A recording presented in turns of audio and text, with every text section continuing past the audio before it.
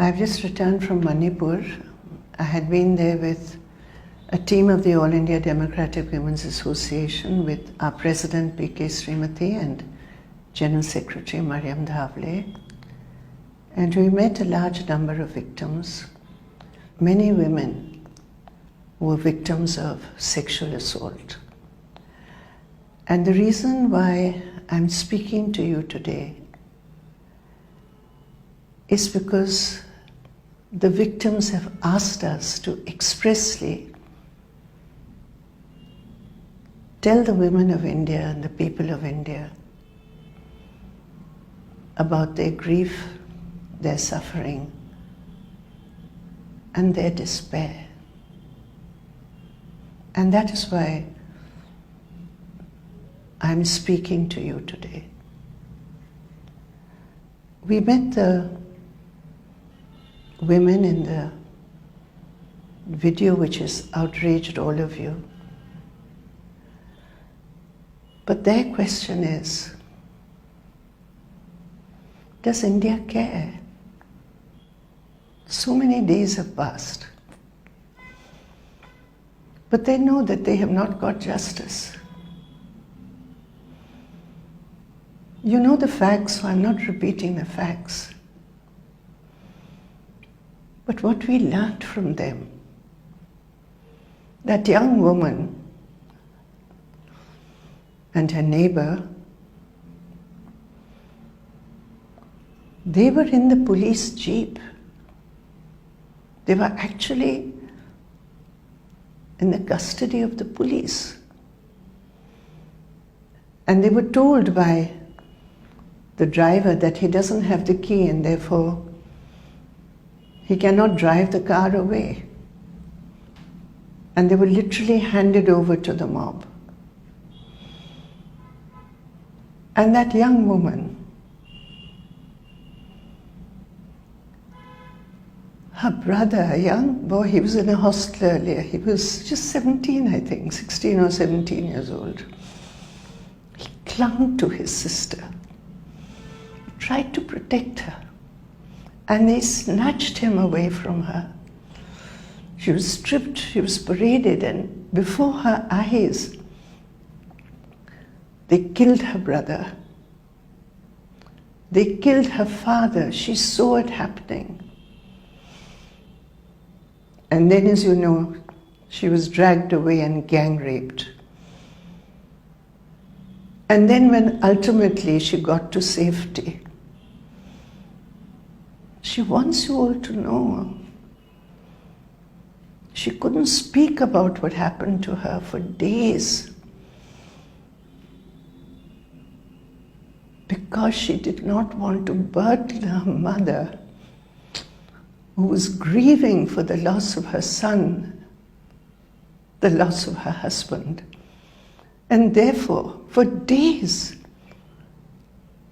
this victim of such brutality and barbaric, inhumane behavior could not speak about it.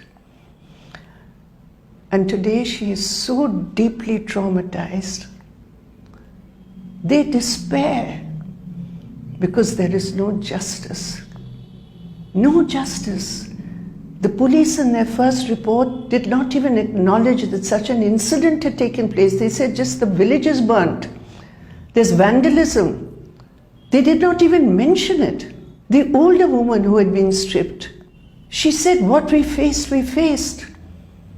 But where is the justice? And if we don't speak out today, who will? When she said we, she meant we, the women, we, the citizens of India. Tomorrow it will happen to any woman, is what she said. And this was a targeted crime. They said this was targeted because we are tribals, because we belong to a particular Kuki Zomi community. We are targeted because of that. We are citizens of India, and yet this is what we faced. This is the punishment we faced. And our bodies were used for that politics. Their fight is for justice. And they despair that with the partisanship which has been shown by the state government and the central government, they are being denied even the minimum justice. The mother says she has not seen the bodies of her husband, her son.